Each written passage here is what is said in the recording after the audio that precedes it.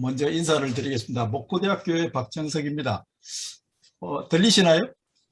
네, 잘 들립니다. 아, 그래요.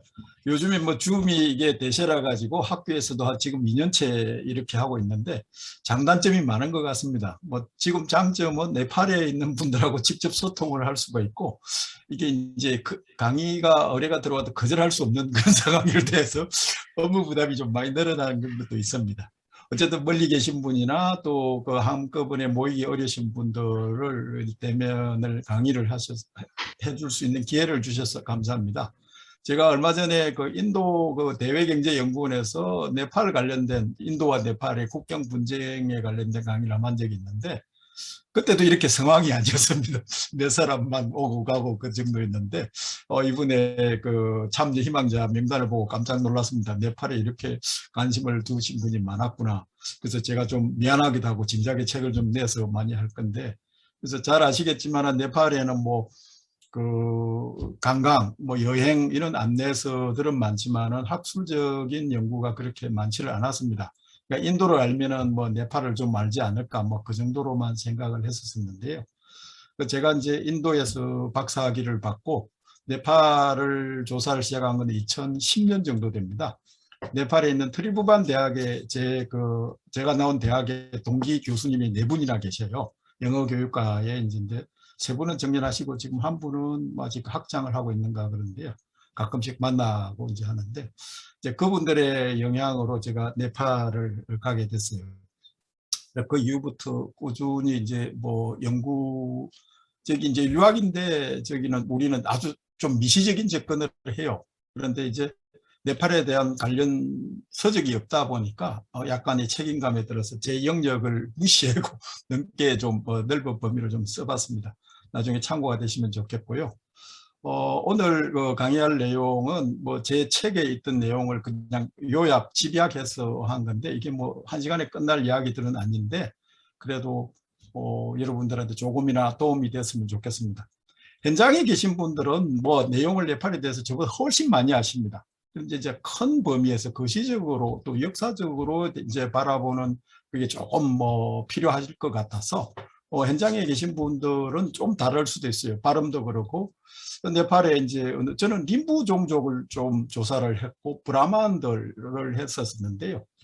구체적인 현지 조사는 채트리도, 포카리에 있는 채트리 집단도 좀 하고, 그래서 다른 집단에 대해서는 문헌 연구나 뭐 간접적인 연구를 좀 하고, 현장 방문도 동쪽 지역은 좀 많이 갔는데 포카라 서쪽은 거의 뭐 제가 못 가봤습니다.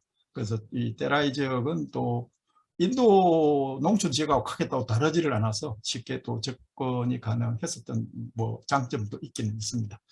제 서두가 좀 길었고요. 강의를 시작을 하겠습니다. 이 화면 공유를 한번 해볼게요.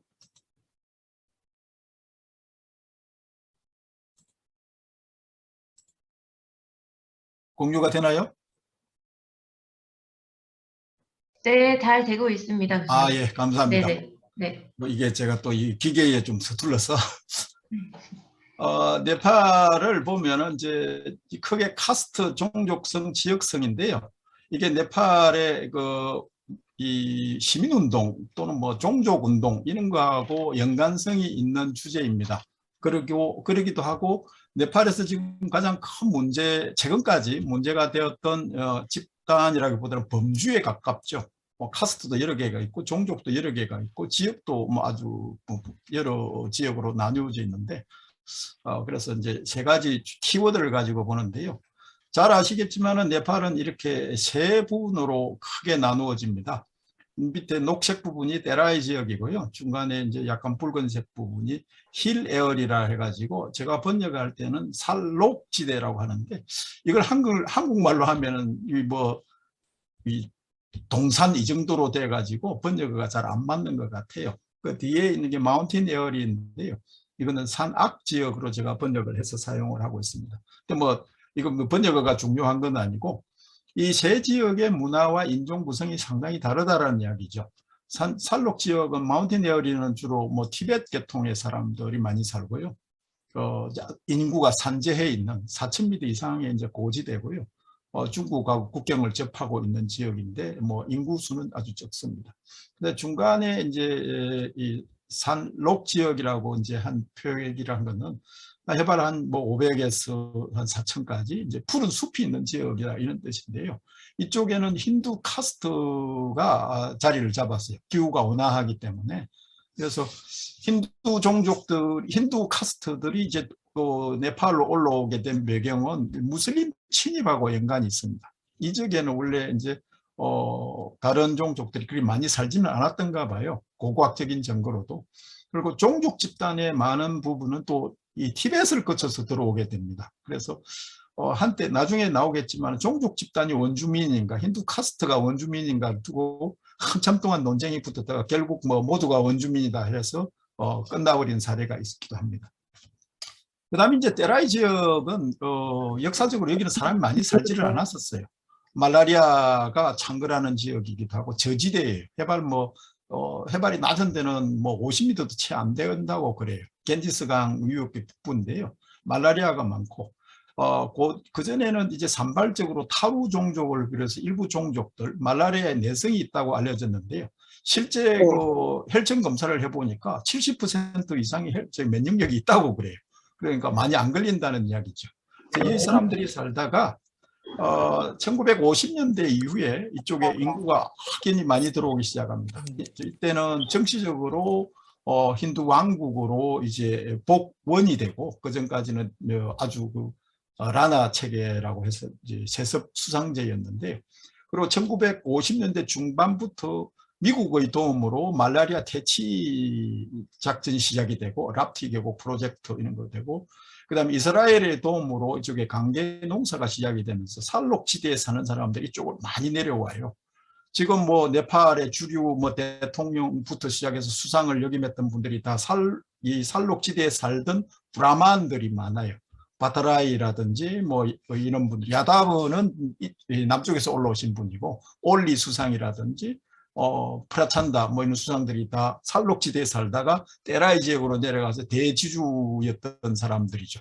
주로 인도에서 공부를 하고 지난번에 마오이스트 중에 뭐 두뇌 브레인이라고 했던 바타라이 같은 경우는 브라만이면서 우리를 치면 고등학교 졸업시험에서 1등으로 수료했던 아주 천재적인 사람들인데 이제 인도 델리 대학에서 공부를 했었죠. 델리 대학이 한때 공산 사회주의 운동으로 아주 이름이 났던 곳인데요. 되게 이제 인도 네팔에서 상류층 또는 이게 교수 요원들은 인도에서 많이 학위를 받습니다. 이제 뭐 외국으로 나가신 분들도 많지만은 외국에 나가면 주로 잘 안 들어오기도 하고 그러죠. 그래 인구 구성을 보면은 2021년은 아직 제가 구하지를 못해서 2011년을 기준으로 하면은 2,600만이 좀 넘고요. 그런데도 126개가 넘는 종족 집단, 언어 카스트가 다 다른 집단이 산재하고 있습니다. 그러면서 절대 다수를 하는 집단이 없다는 이야기죠. 범주 밑에는 이제 범주인데요. 뭐 좀 많은 인구 집단을 가는 게 채틀이라는 이제 인도식으로 하면 크샤트리아에 해당되는 집단이 채틀인데요. 이게 네팔의 채틀이는 또 인도하고 좀 달라요. 이 안에 또 많은 집단이 하이 집단들이 산재하고 그다음에 호넬 집단들이 많이 산재를 해요. 그래서 마가르나 구름 뭐 이런 종족이 브라만하고 뭐 이게 마가르 여자가 브라만하고 해서 아기를 낳으면 채틀리로 들어가 버린다든지 이런 식으로 여기가 인구 혼종의 흡수처처럼 돼갖고 채틀리 인구가 상대적으로 많은 것뿐이지 안에 들어가 보면은 또 뭐 타쿠르라든지 이런 종족이 자기들이 또 우위다 이렇게 또 비정을 하고 있습니다. 그래서 그 다음에 보면은 이제 범주인데요. 힌두가 많고 산록지대 힌두라고 조금 이제 산록지대에 사는 힌두 카스트 이렇게 이제 왜냐하면 이건 테라이 지역의 힌두 카스트하고 구분하기 위한 명칭이에요. 테라이 지역은 주로 인도계이기 때문에 그 전에 있었던 주류층이 산록 지역 힌두 카스트 힌두 이 정도로 하고요. 그 다음에 산록 지역에 사는 종족 집단 이거 역시 이제 테라이 지역에 사는 종족 집단 나오고 구분하기 위한 범주 명칭이고요. 그 다음에 마데시가 한 20% 되는데 마데시들 자신은 50%가 넘는다고 주장을 해요. 그 이유는 테라이 지역의 인구 전체가 마데시라고 주장을 하거든요. 이건 나중에 나올 이야기하고 겹치는데요. 그래서 이제 학술적으로 마하데시가 인도계 이주민 이렇게 하면서 그 안에 타루라든지 무슬림도 이게 제외를 하죠. 그 다음에 살록 집단에서 아까 살록 지역에서 내려온 이주민, 즉 바르티아라고 부르는 이 사람들을 제외하고 나면 한 20%가 된다고 그래요. 그래서 이 정도로 인구 구성이 있는데 인구 구성에서도 편차가 심하고 그 구성에서 아주 좀 다양하다라는 말씀을 드릴 수가 있겠습니다. 네팔의 역사를 간단히 살펴보면요, 1768년 이제 고르카 왕국이 카트만두, 그때는 왕국이 3개가 있었는데 카트만두 왕국을 점령하면서 시작되었다라고 되어 있고, 또 어떤 책이 보면 69년, 즉 수도를 옮겼으면서 이제 됐다고 그러는데, 대개는 카트만두 침공하면서 이미 이제 끝났다 해가지고 68년을 기점으로 삼고 있습니다. 그래서 이때 이제 고르카라는 왕국은 지금 네팔에서 카트만두에서 포카로 가다 보면 중간 지역에 있는 지역인데 뭐 잘 아시겠죠? 이 산악으로 가는 케이블카가 있는 곳인데요. 그쪽 지역에 가면 고르카라 해서 왕국이라고 했지만 우리로 치면 면 단위 정도의 아주 좁은 지역이에요. 거기서 발흥했던 왕국이, 그러니까 고르카 왕국 이전에 서쪽에는 22개, 동쪽에는 18개가 왕국이 있었다고 하니까 이 좁은 영토에서 또 산악지역 빼버리고 나면 사람이 살만한 지역은 그렇게 많지를 않은데, 왕국이라 해도 지금 우리 관념으로 왕국 정도가 아니고 조그마한 도읍 정도였죠. 거기에서 이제 고르카가 커요. 그래서 그때 당시 이제 카트만두는 네와리라고 부르는 이 집단이 주류였고, 그런데 왕은 또 카스트 힌두였었어요. 라자라고 불리는 사람들이. 그래서 이제 이 지역이 지금도 대부분의 정치 경제가 카트만두에 있듯이 그 무렵에도 카트만두가 네팔에서 가장 부유한 사람들이 사는 곳, 농사 지을 땅이 많은 곳, 그리고 티벳으로 이어지는, 인도 평원에서 티벳으로 이어지는 무역로의 중심지, 그리고 이 사람들이 또 손재주가 좋아가지고 티벳에서의 그 은하를 이쪽에서 주조를 해줘요.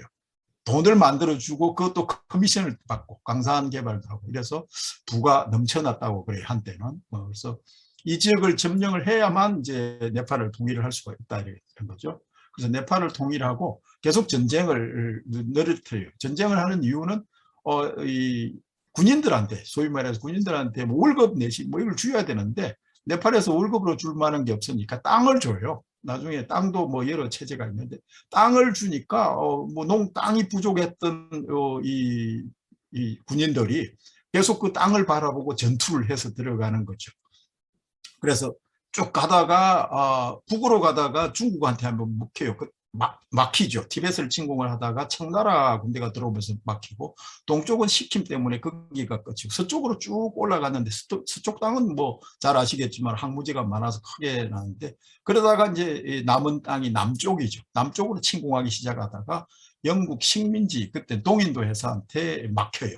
그래서 전투를 한 3년 했는데 전투에 지죠. 그래서 수가울리 조약이라는 게 이제 체결이 됐는데, 그 일부가 이제 거의 이제 지금 네팔의 국경선하고 비슷한 땅으로 그때 획정이 되죠. 그래서 수가울리 조약의 이제 이후에 땅이 좀 반환이 되는데요. 그래서 이 영국 식민지 시절에 동인도 회사가 전쟁을 해보니까 이 고르카 용병들이 엄청나게 강한 거예요. 그래서 용병으로 좀 쓰고 그 대신에 땅을 주겠다, 이렇게 이제 된 거죠. 그 이후에 고르카 용병이 영국의 용병이 돼서 인도뿐만 아니라 전 세계로 퍼지는 이 계기가 되고, 그래서 네팔 사람을 고르카라고 부르는 이 하나의 명칭이 되죠. 고르카라는 종족은 없습니다. 옛날에 한겨레 신문에 고르카 종족이라고 한번 났던데, 고르카라는 종족은 없는데 고르카라고 불러요. 그래서 이거는 네팔을 연구하신 분은 다 아시는 아주 간단한 건데도 제대로 모르더라고요. 그래서 어쨌든 수가울리 조약 이후에 땅이 이제 반환이 되면서 이게 아까 테라이에 살았던 타루 종족이라든 이 사람들의 정체성에서 의문을 가지게 돼요. 왜냐하면 전쟁 중에 영국 동인도 회사를 지원을 했거든요. 이길 거라고 보고. 근데 땅이 반환이 돼 버리니까 이제 네팔 사람이 된 거예요. 그러니까 네팔 살록지대에서 보면 이 사람들은 믿을 사람이 못 된다. 그래서 1951년까지도 그 카트만두를 들어오려면 이 네팔 이 테라이 사람들은 비자를 발급받았어야 돼요. 그러니까 한 나라에 있지만은 타국인, 외국인처럼 취급을 당했다는 거죠. 그다음에 이제 1846년에 코트 대학살이라는 게 일어나는데 이때 이제 왕실이 이제 그 허수아비가 되고 일본의 이제 그 옛날에 쇼군처럼 세습 수상제가 행성이 돼요. 1950년까지. 그게 이제 1951년에 인도의 도움으로 이제 라나 체제가 종식이 되고 힌두 왕국 이제 샤 왕조가 앞으로 나오게 되죠. 그리고 이제 민주주의를 할 거라고 했는데 민주주의가 안 되고 결국 1962년에 판차야트라는 이제 교도적 민주주의, 가이디드 데모크라시라고 이야기를 하는데 우리로 치면 뭐 전두환 정권 비슷한 그런 이 정치가 돼가지고 있다가 계속 뭐 반발이 일어나니까 1980년에 판차야트를 뭐 할 거냐 말 거냐 다시 투표를 해요. 그런데 뭐 부정선거가 많았다고 하지만 어쨌든 판차야트 체제 유지로 결론이 나면서 1990년까지 가요. 그래서 1989년에 이제 인도하고 네팔의 조약에 네팔이 이제 반발을 하면서 불평등 조약이다. 그래서 그 조약에 결렬이 돼요. 연기가 결렬이 되면서 인도가 이때 전면적으로 국경을 봉쇄를 해요. 왜 이게 중요한가 하면 이 다음에 이 국경 봉쇄 정책이 여러 번 쓰이게 돼요. 마데시도 한번 쓰고 또 뭐 네팔을 길들이기 위해서 한번 인도 또 쓰고 그렇게 되죠. 그 다음에 이제 1990년에 제1차 민중봉기인데요. 이때 이제 민주주의가 처음으로 막 엄청나게 폭발적으로 일어나고 96년에 마오이스트들이 봉기를 시작을 해요. 그래서 지금 이제 서쪽 지역에서 출발을 했는데 포카라 서쪽 지역에서 출발하고 그러다가 2001년에 왕실 대학살 사건이 일어나요. 그때 이제 뭐 제가 여기도 논문을 하나 썼지만은 이게 왕세자가 가족을 다 몰살한 사건입니다. 그러니까 힌두 왕실에서 왕은 신성한 존재라 가지고 신의 대리인 비슈누 신의 화신으로 여기면서 일반인이 죽일 수가 없어요. 신이기 때문에. 그런데 신의 아들이 신을 죽였으니까 이제 문제가 해결이 돼버린 거죠. 그래서 이 힌두 왕실 뒤에는 항상 비신우를 수호하는 코브라 같은 후드가 있어요. 그게 적신이라는 이야기죠. 그 신은 또 신하고 뭐 연결이 돼가지고 이 코브라 신이 이 비신우 신이 누워 있는 코브라에 누워 있는 그거는 샤 왕조가 절대 갈 수 없는 금지 구역이었는데요. 그 이후에는 이제 또 풀렸어요. 그러다가 이제 2006년에 제2차 민중봉기가 생기면서 그다음 이제 마오이스트가 전면으로 등장을 하게 되죠. 그리고 이 임시 헌법을 만들었는데 마데시들이 봉기를 일으키죠. 이 마데시 봉기의 원인은 마데시만의 분리주, 나중에 지도로 한번 보여드리겠습니다만 분리주를 안 줬다, 연방제를 만했다라는 이유였죠. 그 다음에 이제 그 해에 이제 국회에서 왕정 폐지를 결정을 하고 2008년에 재헌국회의원 선거가 열리고 민주공화국으로 전환이 됩니다. 그 다음에 이게 또 지지부진해서 왜냐하면 이 재헌국회가 헌법을 만들 수 없었던 가장 큰 이유 중에 하나가 지금 뭐 이 네팔의 연방제, 연방의 개수, 그 다음에 그 구역을 두고 이 제대로 합의가 이루어지지 않았던 탓이 크죠. 그 다음에 제2차 재헌국회의원 선거가 있고 2015년에 지진이 발생을 하죠. 그래서 지진 발생을 하니까 이제 그때 서둘러서 만든 게 헌법입니다. 새로 만들었고 2017년에 총선이 있고 지금 뭐 지금과 같은 정부가 자리를 잡기 시작을 했습니다. 여기까지가 네팔의 역사고요. 그 다음에 이제 네팔의 카스트인데 이제 네팔의 카스트는 이 1854년에 제정된 물키 아인에서 시작이 된다고 보시면 되겠습니다. 그래서 여기에서는 5구분을 했는데요. 제2의 타가다리라 해서 1구분에 있는 이쪽이 브라만을 비해서 상층 카스트고요. 2번, 3번은 지금의 종족 집단, 에스닉 그룹이라고 할 수 있습니다. 마트왈리라고 부르고, 그 다음에 4번이 이제 카스트 집단인데 이건 좀 깨끗한 카스트, 5번은 불가촉 천민 이렇게 나누어집니다. 그러니까 인도하고 카스트 구조가 다른 거는 종족 집단이 2번, 3번 집단에 편성이 된 거예요. 이게 나중에 이제 종족 운동의 구심점이 되죠. 이때 분류됐던 사람들이. 그다음에 다음으로 넘어가면은, 예. 네팔에서 이제 카스트 구조가 들어오면서 힌두 카스트 체계가 자리를 잡게 됐는데, 이때쯤 돼서 그 라나 체계가, 세습 라나 체계가 상당히 이제 그 흔들릴 쯤인데, 그때 이제 사회 내부 통합을 위해서 만들어졌고, 보편적인 법 체계가 이제 좀 필요했다라는 게 이제 배경이고요. 이제 네팔 카스트는 이번에 설명을 드렸듯이 비힌두인데 힌두가 아닌 종족 집단이 편입이 됐다는 특징이 있어요. 인도 같은 경우에는 이게 ST라고 해가지고 스케줄 트라이브를 해서 힌두 체계 바깥인데 네팔은 안에 들어가 있어요. 그다음에 이걸 이제 종족 집단을 산스크리트화, 즉 힌두화하는 정책으로 통합이 됩니다. 그 대표적인 게 이제 지난번에 지나갔던 다사인 축제 같은 거죠. 그래서 카스트 체계가 이제 고착이 됐다, 이렇게 이제 말씀을 드릴 수 있겠고요. 그다음 네팔의 이제 네 분류를 하자면 마트왈리로 보면 4개로 이제 구분이 되는데, 이 사람들이 나중에 종족 운동에 과거에는 따로따로 놀았던 게 이게 하나로 묶이면서 우리가 남이 아니다라는 이제 그 동기부여가 되는. 이제 여기에도 네팔의 카스트를 잠깐 돌아다 보면은 네팔에도 카스트가 달리트, 즉 언터치블이 있는데요. 인도의 언터치블하고는 조금 다르기는 한데 달리트로 비정이 됐는데 계속 바뀌어요. 그래서 네와르를 우리가 종족, 과거에는 카스트라고 불렀는데 이걸 요즘엔 종족 집단이라고 불러요. 왜냐하면 네와르라는 집단 안에 카스트가 한 30개 가까이 존재를 해요. 그리고 제일 하부에는 언터치블이 있어요. 지금 이 네와르 언터치블들은 자기들은 달리트가 아니라는 운동을 개최를 하고 있습니다. 근데 NDC 명단에는 아직도 남아있고, 그 다음에 이 물루키 아인에서 빠졌던 카스트들은 대부분의 테라이 카스트들은 빠져 있어요. 브라만 빼고는 거의 빠져 있는데, 그때 당시에 테라이 지역의 카스트는 이 물루키 아인을 만들 때는 아주 소수였고 별로 그 안중에 두지 않았던 집단들이에요. 그래서 테라이 지역 카스트 역시 인도 사람들이 대부분이지만 인도의 카스트 위계하고는 조금 차이가 나는 게, 야다바 같은 경우가 인도에서는 OBC라 해서 저기 하청 카스트에 가까운데 언터치블은 아니지만 중하청이죠. 이 사람들이 상청으로 분류가 돼요. 그 다음에 언터치블로 분류됐던 사람들이 계급 카스트 상향 운동에 따라서 중청으로 뛰기도 하고, 그 안에 또 종족 집단도 포함이 되어 있습니다. 그래서 인도의 카스트 구조하고는 좀 다르다라는 걸 말씀을 드리고요. 그 안에 이제 인도 테라이에도 많은 달리트 카스트들이 있습니다. 이 또 이제 중간중간은 바뀌기는 하는데 이 테라이 카스트 달리트들은 또 이 살록 지역 달리트하고 자기들의 정체성을 구분해서 써요. 그래서 여기 번호가 8번부터 시작이 되는 것은 7번까지는 살록 지대에 있는 달리트를 의미합니다.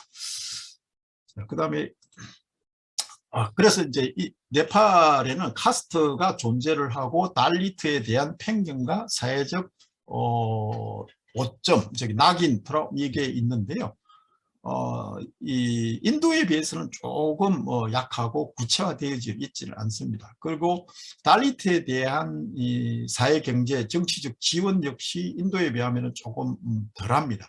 학생들의 학비라든지 뭐 레이션 카드라든지 뭐 이 의료 지원 정도에 그치고 사회 정책적으로는 크게 이제 인도에 비하면 상대적으로 약한데, 그러다 보니까 달리트를 포기하는 이는 또 최근에 집단 움직임이 있기도 합니다. 그 다음에 이제 종족 집단을 이제 자나자티라고 하는데, 1990년대부터 종족 집단이 힌두 상층 카스트에 대항해서 정치적으로 집단화하는 움직임이 벌어져요. 그래서 이게 이제 민주화 운동의 영향이기도 하고, 폭발적으로 늘어난 것은 이 마오이스트들의 그 봉기예요. 민중 봉기인데, 마오이스트들이 전술적으로 각 종족 집단한테 연방제를 하나씩 주겠다, 연방을 하나 주겠다고 약속을 하면서 종족 집단별로 전위부대가 형성이 돼요. 여기서 종족 집단들이 이제 구체화되고 정치적 세력화되는 기준점이 1990년 1차 민주화 운동이라면, 이게 폭발적으로 늘어난 것은 마오이스트 운동하고 연관이 있습니다. 그 다음에 이제 네팔에도 다당제 정치가 도입이 되면서 이제는 인구수에 따라서 국회의원이나 뭐 다른 자치권, 연방정부 구성권 이런 것을 받을 수 있기 때문에 집단화, 조직화되는 움직임이 일어나고요. 그 다음에 자신들만을 이게 이권을 얻기 위해서 토착, 뭐 민족운동 이런 거가 이제 늘어나게 됩니다. 근데 이제 이 민족운동 역시 이 도시 초기에는 도시 지역에서 주로 엘리트들이 했기 때문에 한계가 있었어요. 그 다음에 이제 그러다 보니까 구심점이 없으니까 상층 카스트 힌두를 이 주적으로 두고 그걸 배격하는 운동으로 이끌어 나갑니다. 즉 내부의 이질성은 그대로 두고 공동의 적을 위해서 뭐 뭉치자 이런 전략이죠. 그 다음에 그러다 보니까 자나자티 안에서의 집단의 다양성이나 위계적 차이 이런 것은 무시하는 전략이 나오죠. 심지어 뭐 이쪽 지역과 저쪽은 같은 종족의 타루 종족 같은 예를 들자면은 동쪽 지역과 서쪽 지역은 말이 달라요. 서로 회의를 할 때 네팔어를 써야 될 정도로 이질성이 강한데도 불구하고 하나로 집단화되는 경향이 있습니다. 그 다음에 이제 아까 네와르 종족을 했는데 네와르가 카스트가 아니라 우리가 종족 집단이라고 막 운동을 크게 벌였어요. 그래서 지금은 네와르가 하나의 종족 집단화돼 있는데요. 네와르를 이렇게 보면은 안에 여러 가지 지금 뭐 간단하게 분류 도식을 만들었는데 이 안에 힌두도 있을 뿐만 아니라 힌두와 불교가 있고 그 안에 또 여러 카스트들이 있어요. 저기 분류표는 6개지만 실제 집단은 한 30개가 넘는다고 그래요. 뭐 이제 학자에 따라서 연구자에 따라서 또 숫자는 좀 다르지만은 여기도 사제계급과 귀족 상인이 있는데요. 네와르를 하나의 카스트로 취급하자면은 이게 브라만부터 언터치블까지 있는 집단이라서 카스트로 한정하기는 상당히 어려운 집단입니다. 그래서 종족 집단이다 이렇게 요즘에는 분류를 하고 있습니다.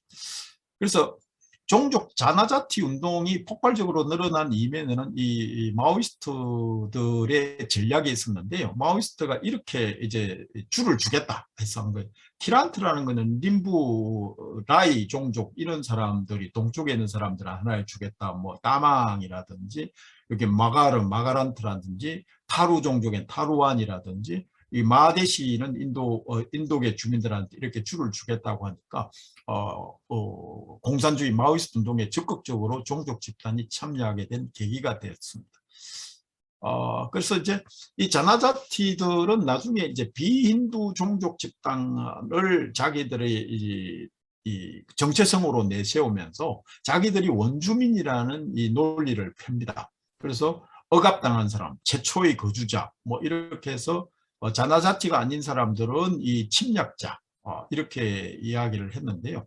이 안에도 이제 약간 이제 문제가 이 원주민과 부족이라는 이 개념을 자나자티 이꼴 아디바시라고 했는데 이게 이제 국제 ILO 기구 ILO의 그 개념 체계하고 조금 다른데 원래는 국제기구에서 토착민과 원주민 사이에 바가 있었어요. 이 바를 없애버리면서 토착민 이꼴 원주민이라는 개념을 쓰면서 자기들이 네팔의 토착민이자 원주민이다. 그래서 카스트 힌두는 나중에 들어온 뭐 침략자다. 이렇게 이야기를 했었죠.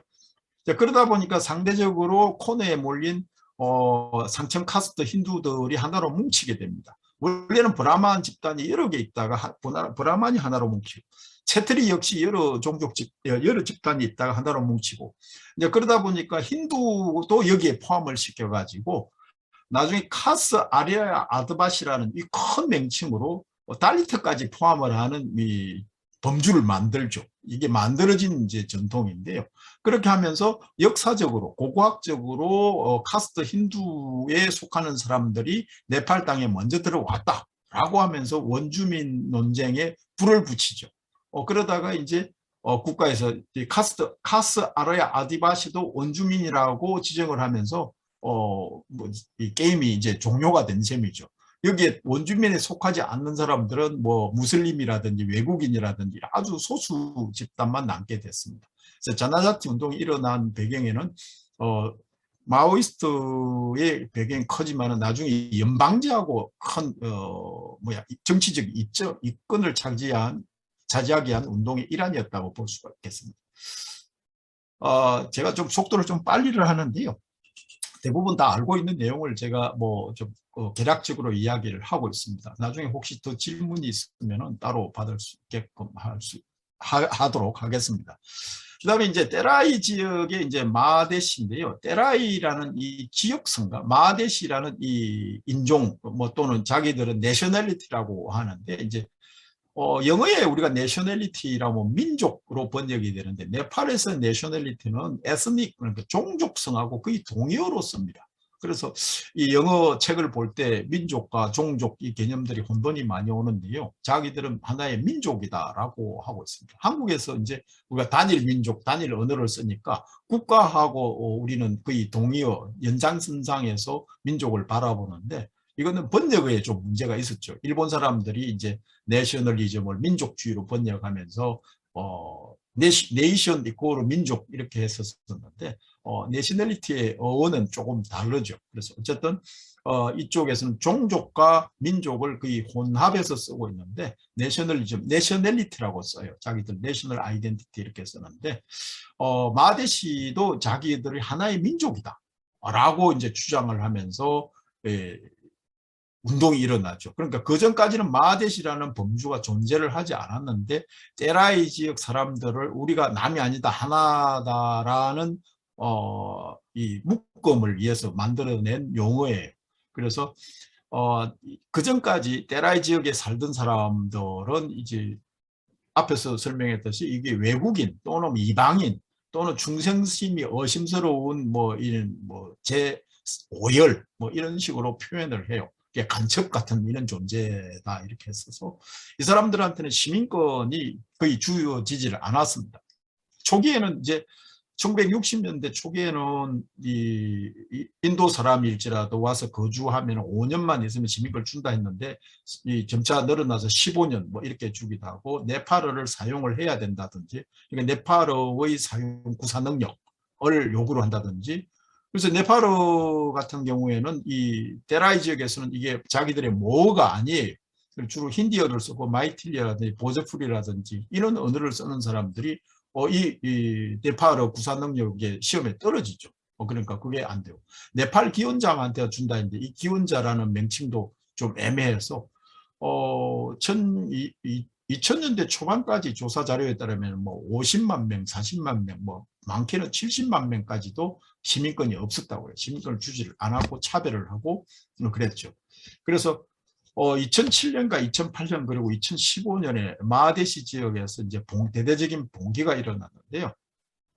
2007년 봉기가 이제 국내적으로 관심을 끌게 된 것은 그전까지 네팔의 정치는 이 카스트 힌두와 종족 집단 간의 대결로 치달았는데 갑자기 제3 세력이 등장을 하게 되면서 이게 정치적으로 좀 계산이 복잡해지게 되고 이제 상당히 이제 폭발적인 반응을 얻게 됐는데요.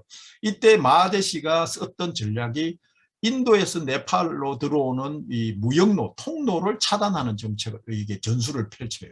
그러면서 네팔이 네팔 안에 카트만두를 비롯한 도시 지역에 석유라든지 가스라든지 생필품이 공급이 차단되는 그런 효과를 노리면서 일찍이 손을 들죠. 2007년에 손을 들어서 연방제를 넣겠다. 그래서 2007년 초기 만들어졌던 임시연법이 2012년 12월쯤 오면 4번이나 수정이 되는데 마지막으로 연방제라는 단어가 들어가요. 그래서 그만뒀다가 2008년에 또 선거를 앞두고 또 봉기를 일으켰다가 2015년에 이제 헌법이 제정이 되고 주가 7개로 획정이 되면서 거기에 마하데시들이 자기가 원했던 주들이 쭉 나누어져 버려요. 전략적으로 이제 나누어지니까 이게 대한 반발로 또 하나 시위를 일으켰는데요. 그래서 마하데시가 정치적으로 부상을 하고 마하데시 없이는 정권을 유지하거나 창출하기 힘들다. 그래서 마하데시 출신들이 정치적 2015년 이후에 본격적으로 등장을 하죠. 그래서 초대 대통령이 야다브 즉 마하데시 출신이고 2대 대통령도 마하데시는 아니지만 이쪽 출신들. 그래서 마하데시가 상당히 이제 많이 들어오게 됩니다. 그래서 마하데시들은 살록 사람들과 마데시, 이 파하디라고 그러는데요. 이 이분법을 구사하면서 공동의 적을 만들어서 이제 전술을 전략적으로 우리는 피해자다. 우리가 토착민인데 외부인이 들어와서 우리를 지배를 하고 있어. 이렇게 운동을 하죠. 그래서 마데시의 이제 전략은 우리가 인구 구성이 많으니까 선거구도 더 많이 주고 정치적인 미끌을 더 달라라는 운동으로 갔는데요. 이게 이제 그 인도 운동만 해서 끝나는 게 아니라 이게 지역을 가지고 인도와의 지리적 근접성, 교통로 차단 이런 것을 통해서 중앙정부의 압박을 가하게 된 거죠. 근데 이게 이제 나중에 7개 주로 만들어지는 결정적인 이유이기도 합니다.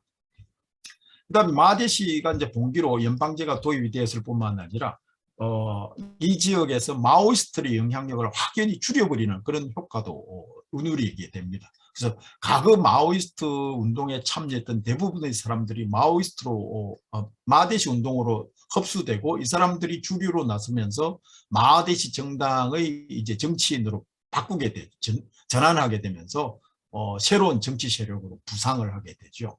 그래서 지금의 이제 마하데시들은 이제 과거에는 변방인이나 뭐 이방인이 아니라 지금 정치에서 소위 말해서 캐스팅 보트 역할을 하는 그런 이 위치까지 성장을 했습니다. 여기까지가 뭐 제 대략의 강의인데요.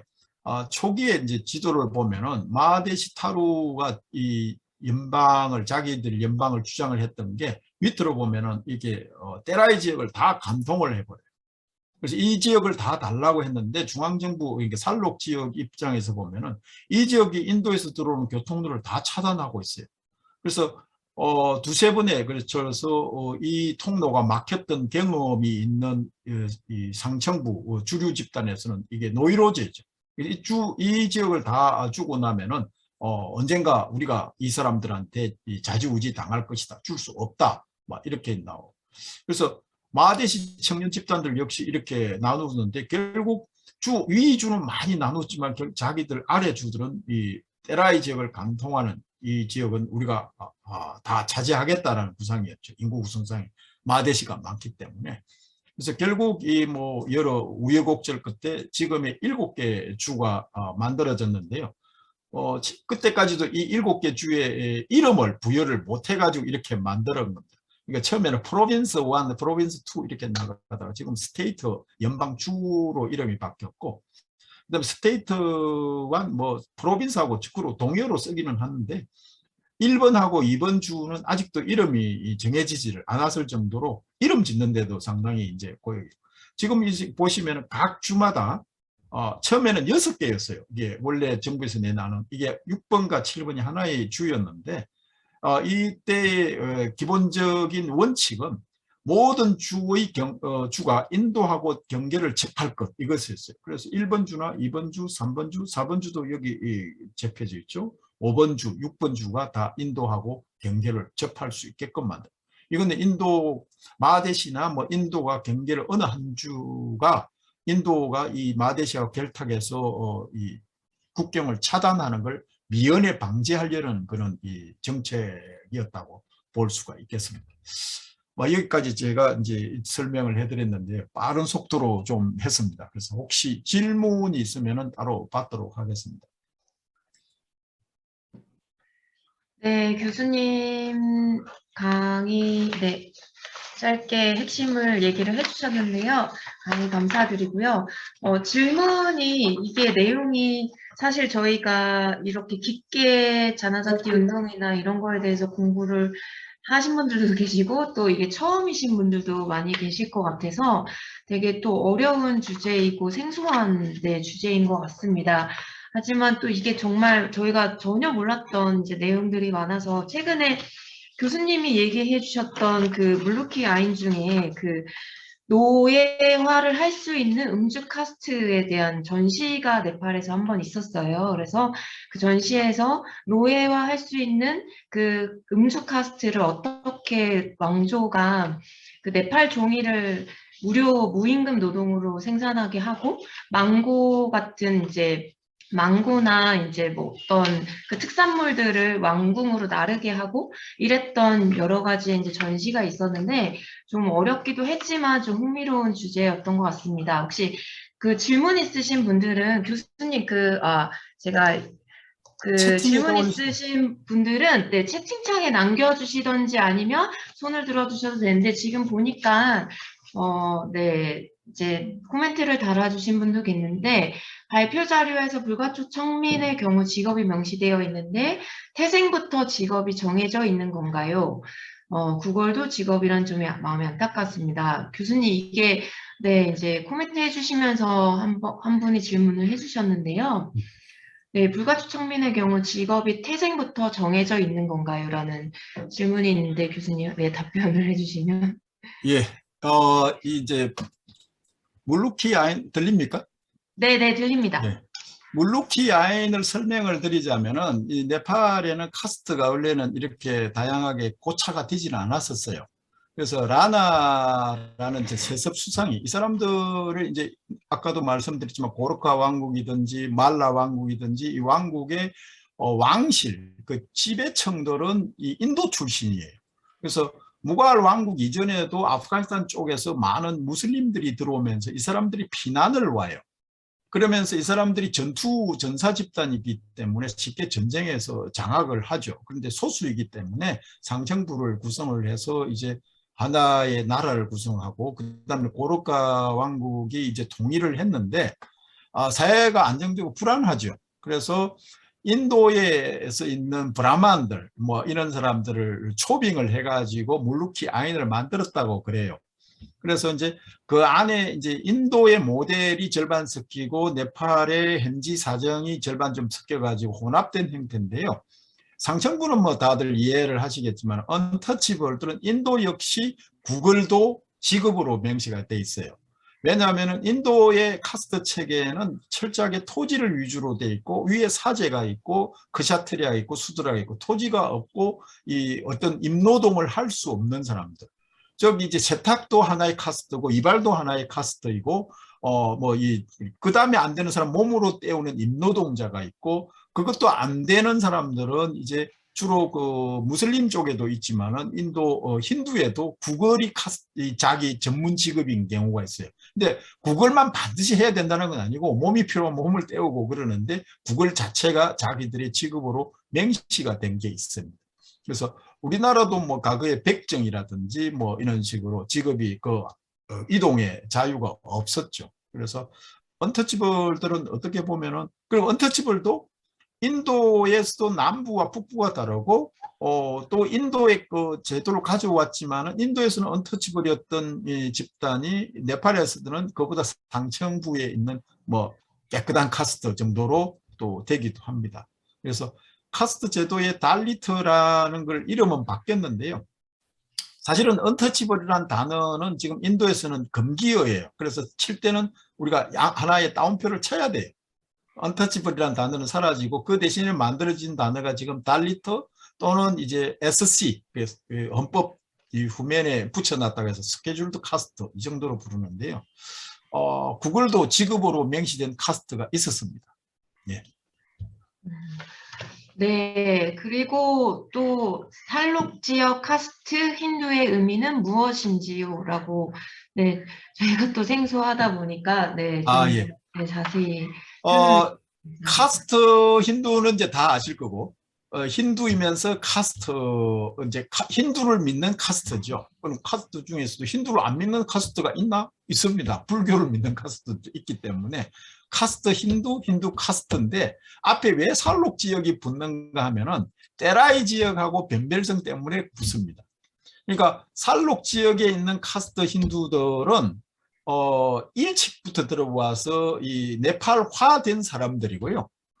그다음에 이제 때라이 지역의 힌두들은 뭐 비교적 최근에 주로 1950년대 후반 이후에 들어와서 정착했던 사람들이에요. 그러니까 이 사람들은 네팔 말을 거의 몰라요. 어떤 경우에는 인도하고 훨씬 더 친연성이 있어서 결혼도 인도 국경이 때라이 지역에 가보신 분들은 잘 알겠지만 검문소 없어도 아무데나 건너갈 수 있어요. 뭐 검문소를 뭐 이제 주로 이제 큰 자동차나 이런 거 아니면은 혼자서 가거나 뭐 가려면은 제가 인도 네팔 동쪽을 하니까 이 바지만 건너면 강을 건널 수가 있어요. 겨울철에는 물이 적으니까. 뭐 그러니까 그 사람들은 심지어 오고 가고 결혼도 거기서 하고 축제도 거기서 하고 인도 네팔 남부의 그 가디마이 이 축제 같은 경우에는 5년마다 하는데 뭐 절반 이상이 다 네팔 인도 사람들이에요. 가디마이 축제라고 5년마다 가디마이 한번 쳐보시면은 물소 몇만 마리 죽는다 뭐 그런 건데 제가 최근에 논문 하나 썼는데 거기도 그런 사람들이 되게 다 들어와요. 그리고 안에는 뭐 제가 인도에서 공부를 했었지만 별로 저기 다를 바가 없어요. 예. 그래서 계속 질문이 들어오는데요. 네. 교수님. 제가 그럼 뭐 읽고 네네네. 부족이라는 단어와 종족이라는 단어의 구체적인 차이인데 이건 잘 지적을 하셨는데요. 부족이라는 것은 이제 우리가 학술적으로 근대사회가 되기 이전에는 다 부족이라고 불렀어요. 트라이브라고 해가지고 인도에서도 지금도 트라이브라고 불러요. 근데 이게 이제 가치가 들어간 단어다. 그 지금 뭐 아프리카에도 부족이라는 단어를 잘 안 쓰고 그 대신 쓰는 단어가 에스닉 그룹이라고 종족 집단 이렇게 번역을 해요. 그래서 과거의 부족이란 단어가 종족이란 단어로 대체되었다고 보시면 거의 뭐 유사할 것 같고 과거에 언터치블이라고 뭐 불렀던 사람들을 지금 달리트라고 부르는 거하고 유사한 것 같습니다. 네팔에서 제가 유학은 안 했고요. 인도에서 유학을 하고 네팔에서 인도 유학 당시에 제가 인도에 있는 저기 데칸고 밑에 하이데라바드라는 대학인데요. 거기에서 공부를 했는데 그쪽이 언어학이 강해요. 촘스키도 와서 이제 강의를 할 정도로 언어학이 강했는데 그래서 네팔에서 영문학이나 저기 영어 교육을 하신 분들은 그쪽으로 유학을 왔었어요. 그래서 개인적으로 그쪽에 있는 교수님들하고 좀 뭐 친분도 있고 아주 좀 친하게 지냈는데 뭐 네팔에 그때 마오이스트 대혁명 이후에 소식이 끊어졌어요. 그래서 죽었는가? 뭐 옛날에 우리도 6.25 때 뭐 교수들이 주로 뭐 이제 제일 먼저 죽던디 이래가지고 했다가 그 딸이 미국으로 유학을 가서 저를 찾게 된 메일을 보내고 이래서 어떻게 연결이 돼서 제가 2010년부터 네팔을 가게 되고 조사를 했습니다. 최근 3년간은 못 가봤습니다. 예. 네, 교수님 위에도 질문이 있었는데요. 예. 배울 것이 많은 강의 감사드립니다. 질문, 문화나 언어, 음식 등 지리적 특성으로 나눠지는 것이 더 영향이 큰지 아니면 종족별로 림부 라이가 사는 지역, 셰르파가 사는 지역 등 이렇게 종족 간의 지역 영향이 큰지 궁금합니다. 잠깐만요. 이게 네, 위에 또 질문이 2개가 더 있었습니다. 뭐 교수님. 많은데 이게 예. 네. 어떤 제가 제 질문 그 질문을 제가 저기 좀 놓쳤는데요. 뭐 어떤 건가요? 네, 이 질문을 하신 분께서 한번 설명을 해주셔도 예. 네, 설명을 직접 해주시면 좋을 것 같아요. 네. 예. 안녕하세요. 저는 현재 한국교환대학교에서 박사과정 재학 중이면서 카트만두 대학교에서 지금 음악학부에 출강 중인 백선미라고 합니다. 예, 반갑습니다. 예. 제가 지금 현재 사실 음악교육학으로 연구를 하면서 어떻게 이제 네팔의 사랑에 빠져서 네팔의 이제 종족 부족 음악을 지금 연구를 하고 있는 와중에 교수님의 이 책을 열심히 하고 있습니다. 그런데 제가 주변에 저도 이제 다음 달에 다시 또 네팔을 들어갈 예정인데 이번에 가면 모든 지역을 좀 다 방문을 해서 그 지역에서는 어떤 음악을 하는지 왜 우리나라도 경상권 뭐 이렇게 전라도권 이렇게 쓰는 음계가 다 다르잖아요. 그런 것처럼 제가 궁금한 부분이 네팔은 지리적으로 이제 교수님 말씀하신 것처럼 산악 지역 그리고 뭐 산록 지역 그리고 또라이 지역 이렇게 지역적 어떤 이런 지역적인 것 때문에 문화나 언어 같은 것들이 더 바뀌는 게 영향을 많이 받는지 또는 어떤 림부 부족이 사는데 이렇게 언어나 문화적 특색이 더 영향이 큰지 그것에 대해서 좀 궁금합니다. 종족 부족은 대개 언어가 달라요. 그리고 복식이 달라요. 그래서 간섭도 좀 많이 다르고요. 그 인접한 이 종족들하고는 혼인을 잘 하질 않아요. 저기 카스트 간 혼인이 없는 것처럼 종족 간 혼인도 잘 하질 않기 때문에 고립이 되죠. 그래서 음악도 아마 그럴 겁니다. 한국에서 그 네팔과 관련된 인도 네팔 관련된 종족 부족 음악은 저기 전남대학에 계신 그 이용 선생님하고 또 다른 여 교수님이 지난번에 우리 학교도 강의를 했었는데요.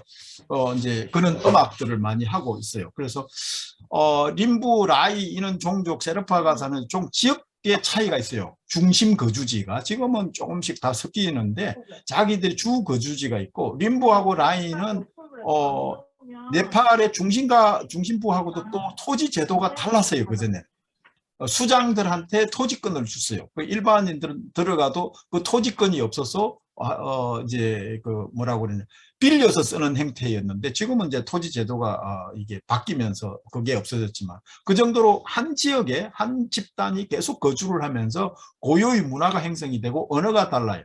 그래서 내가 이제 차를 타고 올라가면서 저기 에베레스트산 밑에 있는 타플라중까지 가면서 중간에 이제 서가 찻집에서 이 네팔 교수님이 나보고 여기 그 찻집 주인 보고 이 사람 어느 종족 같나라고 물어보면은 대부분 자기 종족 이야기는 안 해요. 자기 종족은 다 알아요. 그래서 5번째도 다른 이름이 나와요. 림부 종족인데 라이 같다, 마가르 같다, 아니다, 이렇게 뭐 이렇게 한 5개까지 나오는데 결국 내가 한국에서 왔다 이야기를 할 정도로 자기 종족 외의 사람들에게 그렇게 익숙하지 않아요. 그래서 그 사람들이 주로 모이는 데는 7일장이에요. 7일마다 되는 이게 살록지역인데, 장도 보면은 한 걸어서 3일씩 내려와야 돼요. 산에서 내려오는데 이제 그 정도로 지금은 도로망이 아주 발달이 돼 있음에도 3일이에요. 그전에는 일주일씩 걸렸다고 그러더라고요. 제가 같이 갔던 교수님은 자기가 책 하나를 사기 위해서 저기 타플라중에서 내려왔는데 일주일 걸어서 내려왔다고 그러더라고요. 그 정도로 지역마다 다르고, 세르파 그러다 보니까 샤머니즘도 그 국립민속박물관에서 책이 하나 나왔는데 그것도 이제 부분이기는 하지만은 이렇게 서로 다른데 계속 네팔을 연구하시는 분들이 많으니까 감사하기는 하는데 좀 힘드실 것 같아서, 이게 나중에 혹시 갈 때는 이 사륜구동을 빌려서 가세요. 제가 이륜구동 빌려서 갔다가 잘 못 가가지고 다음에 또 간 적이 있어요. 차가 못 넘어요 이렇게. 예. 네, 교수님, 그 질문이 3개 정도 더 있습니다. 그래서 먼저 질문을 해주셨던 분 중에 이제 지나간 게 있어서, 지금도 자나자띠 운동이 계속되고 있나요? 그렇다면 그 운동을 주도하고 있는 대표적인 사람이나 정당 그룹은 누구인지, 운동의 궁극적인 목표는 무엇인지 궁금합니다. 예, 이거는 제 책을 한번 읽어보면 될 것 같은데요. 거기에 쭉 자나자티 운동의 개략적인 걸 써놨었어요. 그래서 이름까지는 제가 기억을 잘 못하는데 지금 정당이나 정치의 주역으로 뛰고 있는 사람들이 대부분이라고 보시면 될 것 같습니다. 그 다음에 이제 몽골리안 운동들도 한번 있었어요. 자나자티를 이제 사실은 종족 집단 문화적인 정의로 했는데 어느 집단에서는 인종적으로 대비를 했었어요. 인도 아리안이 아닌 사람들은 다 몽골리안이다. 몽골리안이 더 오리진이야. 이렇게 했었던 운동들도 있어요. 되게 이제 이게 뭐라고 그러냐, 이게 원주민 논쟁이 아까처럼 이게 힘을 이제 잃어버리면서 이 사람들이 정치권에 다 투입이 돼요. 그래서 특히 요즘에 지방자치도 지방 연방제가 되면서 되게 그 윗부분으로 들어가 버렸죠. 그래서 정치에 있는 이 우두머리들이 되게 이 운동을 많이 했던 사람이라고 보시면 될 것 같습니다. 네, 교수님, 그 대하창의 유기쁨 님이 질문을 주셨는데요. 네. 교수님, 종족 카스트가 너무 많아 복잡하긴 해도 강의 유익했습니다. 감사합니다. 저희 이제 국제개발 원조 사업 형성 경우 달립 같은 하층에 대한 고려를 하기도 하는데, 네팔 정부에서 자체적으로 달립계층에 대한 지원은 어떤 게 있고 그런 지원이 정말 실효성이 있을까요? 라는 질문 주셨거든요. 네. 강의 중에 제가 잠깐 언급하고 지나갔는데요. 네팔의 정부에서 달리트에 대한 지원 사업은 있습니다만은 인도에 비해서 크게 부각되지를 않습니다. 그러니까 하층, 우리로 치면 하층 경제적으로 하층 집단에 대한 지원 정도지, 이게 제도적으로 인도는 이게 공무원이라든지 공공관세 모든 게 커트제로 돼 있어요. 5%는 반드시 이 사람들한테 줘야 된다. 소위 말해 이 행정고시도 5%는, 교수도 5%는 이렇게 해가지고 돼 있는데, 네팔에는 그 계급적으로 지원 체계를 해서 주로 이제 초등학교 다닐 때 학비 지원, 그 다음에 이제 그 레이션 카드 해갖고 그 식량 원조 지급, 그 다음에 이제 또 헬스케어 쪽에서 좀 지원, 우리로 치면 우리나라의 최하층민 지원책하고 유사해요. 그 다음에 그 위로 올라가는 정책들은 그렇게 많지를 않습니다. 그래서 인도 같은 데는 SC 그러니까 달리트를 계속 유지하려는 사람들이 많아요. 왜냐하면 이익이 많기 때문에.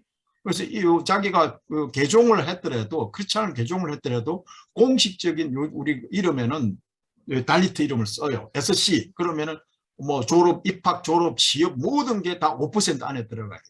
그러니까 아주 극단적인 경우는 인도 같은 경우에 그 고시가 있어요. 그 우리로 치면 행정, 외무고시 다 합친 거는 이 11위 의제민인데요. 거기에 만점이 뭐 한 700 몇 점인가 1000점 만점이 이렇게 커트라인이 됐는데 20 몇 점 먹고 합격한 사람이 있어요. 이 달리트이기 때문에 5%를 반드시 줘야 되기 때문에 그 정도로 그러다 보니까 인도의 상층부들은 오히려 거꾸로 데모를 해요. 들어갈 데가 없어요. 그러니까 하층 아까 OBC한테 30%, 여성한테 50%, 달리트한테 몇십 5%, 그다음에 뭐 이 ST 부족 아까 한테도 15% 이렇게 저렇게 떼고 나면은 상층부의 브라만 카스트의 남성들은 뭐 커트가 없어요 거의. 그러다 보니까 이제 그 컷하고 상관없는 직을 많이 늘려버리죠. 요즘에 저 MBA 같은 거, 의사라든지 뭐 학교 뭐 전문직으로 가버리는 거죠. IT 산업이라든지 이런 식으로 가면서 다른 영역을 개척을 하는데 네팔에는 아직까지 그런 정책은 없는 것 같아요. 그래서 나중에 그 여기 저 김진아 소장님이 이제 발표를 할 때 제가 약간 코멘트 하려고 준비했던 대답 중에 이런 게 있는데요. 나중에 따로 기회가 되면 더 좀 뭐 말씀드릴 수 있겠습니다. 네. 시간이 교수님, 네. 자세한 답변 감사드리고 질문이 또 마지막 한 두 개 정도 짧게 뭐 한 두 있는데. 분만 더 받고 네. 다음 분한테 또 네. 발표를 해야 됩니다. 예. 네. 꼭 이 질문은 해야 되겠다는 분만. 여기 질문이 올라온 게 있는데요. 예. 그 물루키 아인에서 음주 가능 여부가 카스트로 구별되는 게 재밌었는데 과거에는 음주가 어떤 의미를 갖고 있었나요? 라고 조성균님. 힌두 사회에서 음주는 여기까지 금기사항입니다. 거의 뭐 사형에 가깝죠. 그래서 힌두 사회를 표방하다 보니까 그래서 그 무슬림이나 외국인들, 그 유러피언들인데 외국인들을 최하층 거의 그 종족 집단 안에서도 그 하층에다가 비정해 놓은 이유가 술을 마신다는 이야기예요. 술을 마시는 카스트는 가장 그 더러운 종족 집단, 뭐 좀 뭐 오염된 이런 식으로 비정을 했었어요. 그 인도에서도 술을 마시는 사람들은 중하층 카스트예요. 그런데 요즘에야 뭐 술 뭐 아무 데다 마시고 그러는데 술집에서 술은 팔지만은 술집 안에서 마시지를 못했어요. 제가 학교 다닐 때도 술을 몰래 사와가지고 기숙사 방에서는 마실 수 있는데 왜 공공장소에서는 못 마시고 또 어떤 주에서는 제가 또 공부했던 주에는 아예 금주령을 내려버려요. 그러다 보니까 이제 요즘에 사고가 많이 나는 거 그렇게 알코올 잘못해가지고 뭐 밀주 만들어 먹고 뭐 30명이 죽었다 하는 게 이런 이유예요. 몰래 뭐 만들다가 또 수입을 자전거 튜브에다가 술 막 넣어가지고 넘어오기도 하고 막 그러더라고요. 그래서 술을 마신다는 거는 거의 뭐 소고기 먹는 그 위보다는 아니지만 그 위쪽에 술을 못 마시게 했었어요. 예. 네, 네. 마지막입니다, 교수님. 그 자나다티 운동이 종족 통합 운동인지 종족 존중 운동을 추구하는지 정확히 모르겠습니다. 그래서, 네. 종족을 통합을 할 수는 없어요. 아까처럼 하나의 종족이라도 뭐 언어가 사는 지역에 따라서 언어가 다르고 이렇기 때문에 통합한다는 것은 거의 무리가 있고 이제 종족이 우리가 남이다 하는 이제 범주 카테고리로 만들어서 정치적으로 이용을 하려는 운동이었었어요. 그래서 커트를 더 따니 이제 뭐 극단적으로 이야기하면은 경제적인 정치적인 커트 때문에 운동이 일어났는데 모두가 원주민이 되면서 그 커트의 의미가 없어져 버렸죠. 그래서 지금은 좀 잠잠하고 정치권으로 들어가 버렸습니다.